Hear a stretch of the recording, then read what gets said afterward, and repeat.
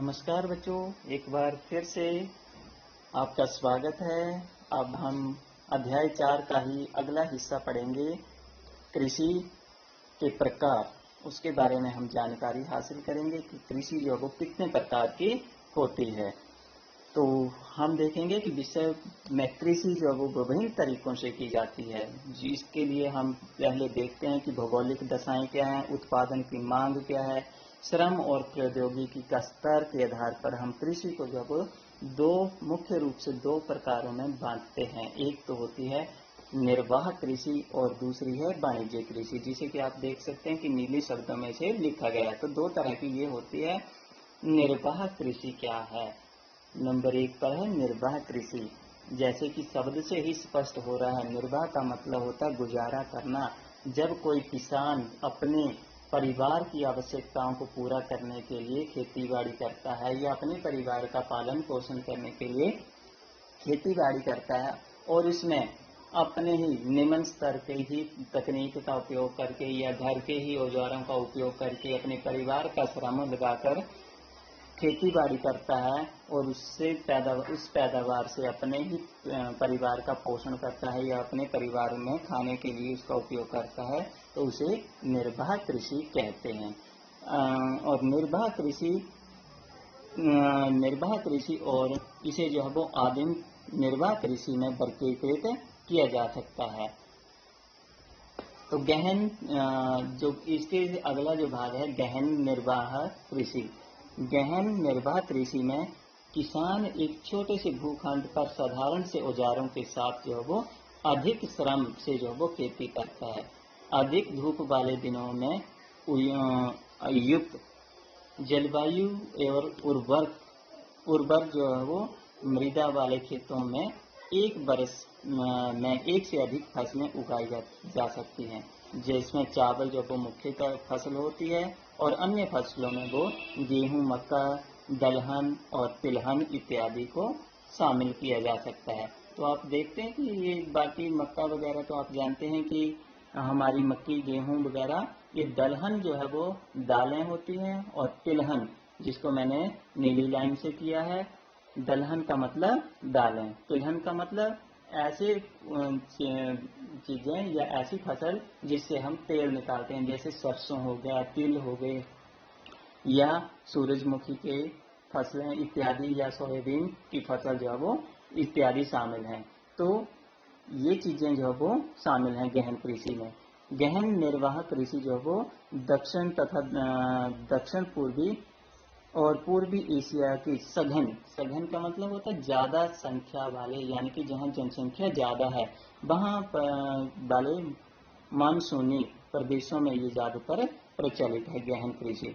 आदिम कृषि जो है वो आदिम निर्वाह कृषि क्या होती है? तो इसमें स्थानीय कृषि और चलवासी पशुचारण जो है वो शामिल होते हैं। स्थानांतरित कृषि के बारे में, स्थानांतरित कृषि होता है यानी कि एक जगह से जब दूसरी जगह पर ये शिफ्ट होते रहते हैं। कुछ लोग जो हैं वो कुछ समय के लिए एक जगह पर खेती करते हैं और फिर बाद में उस जगह पर छोड़कर अगली जगह पर चले जाते हैं, तो उसे स्थानांतरित कृषि भी कहते हैं। तो जैसे कि अमेज़न बेसिन में सघन वन क्षेत्रों, उष्ण कटिबंधीय अफ्रीका, दक्षिण पूर्वी एशिया और उत्तर पूर्वी भारत के भागों में प्रचलित होती है ये कृषि। ये भारी वर्षा और वनस्पति के तीव्र पुनर्जनन वाले क्षेत्र होते हैं। वृक्षों को यहाँ पर काट कर और उसको जलाकर जो है वो भूखंड को साफ किया जाता है, जमीन को साफ किया जाता है और जो राख होती है उसको उसी मिट्टी में मिला दिया जाता है ताकि ये ज़्यादा उपजाऊ हो सके। इस कारण जो है वो यहाँ की मिट्टी जो है वो रेतीली हो जाती है, जिसके कारण यहाँ पर मक्का की फसल, रतालू, आलू, कसावा जैसी फसलें जो है वो आसानी से पैदा की जा सकती हैं। भूमि की उर्वरकता की समाप्ति के बाद जो है वो वे भूमि छोड़कर जो वो दूसरी जगह पर चले जाते हैं, तो और कृषक नए भूखंड की ओर चले जाते हैं, यानी कि उस जगह को छोड़ देते हैं कुछ वर्षों के बाद और अगली जगह पर चले जाते हैं। स्थानांतरित कृषि को जो है वो कर्तन और दहन भी कृषि के रूप में भी जाना जाता है। कर्तन का मतलब काटना, दहन का मतलब जलाना, यानी कि काटते हैं जंगलों को और इसको जलाते हैं, इसलिए इसे कर्तन और दहन कहते भी के नाम से भी जाना जाता है। तो आगे जलवासी कृषि। जलवासी कृषि का मतलब है जो कुछ क्षेत्र हमारे समुदाय ऐसे हैं जो कि सहारा के उष्ण अर्ध शुष्क और शुष्क प्रदेशों में, यानी कि जहाँ गर्मी ज़्यादा रहती है या ठंड ज़्यादा होती है, उन प्रदेशों की ये बात हो रही है। मध्य एशिया तथा भारत के भी कुछ भागों में जैसे कि राजस्थान, जम्मू कश्मीर और यहाँ तक कि हमारे हिमाचल में भी ऐसा जलवासी पशुचारक समुदाय जो है वो हैं, जो कि इस प्रकार की कृषि में जो है वो पशुचारक अपने पशुओं के साथ चारे और पानी की तलाश में एक स्थान से दूसरे स्थान पर घूमते फिरते रहते हैं या एक निर्धारित रास्ते से, निश्चित मार्गों से आते जाते रहते हैं। और इस प्रकार की विभिन्न जलवायनिक बाधाओं और भूभागों की जो है वो प्रतिक्रिया स्वरूप उत्पन्न होती है इस प्रकार की खेती, यानी कि जब ये कुछ समुदाय हैं, जैसे कि हमारे अगर हिमाचल की अगर हम बात करें तो जैसे हमारे गद्दी समुदाय के जो लोग हैं वो गर्मियों में अपनी भेड़ बकरियों को लेकर ऊपर पहाड़ी क्षेत्रों की ओर रुख करते हैं, वहाँ पर कुछ समय बिताते हैं और वहाँ पर अपने गुजारे के लिए कुछ थोड़ी बहुत खेती के लिए बीज भी डालाते हैं। बाद में जब सर्दियाँ ऊपर ज़्यादा पड़ जाती हैं तो वो निचले क्षेत्रों का रुख कर लेते हैं। वहाँ पर पशुओं के लिए, उनके भेड़ बकरियों के लिए चारा, पानी, घास इत्यादि भी भरपूर मात्रा में मिल जाता है। तो इस तरह से हमारे और भी समुदाय हैं जैसे भारत के, जो कि जिसमें भेड़ बकरी, ऊंट, मवेशी या बकरियां इत्यादि जो है वो लेकर जो वो दूसरे क्षेत्रों में जाते हैं। और ये जो वो ये पशुचारकों और उनके परिवारों के लिए ये मवेशी जो हैं वो दूध, मांस, ऊन और खाल इत्यादि तथा अन्य उत्पादों को उपलब्ध करवाते हैं। तो इसे पशुचारण, जलवासी पशुचारण कहते हैं। आगे वाणिज्यिक कृषि। वाणिज्यिक का मतलब होता है व्यापार के लिए जो कृषि की जाती है उसे वाणिज्यिक कृषि कहते हैं।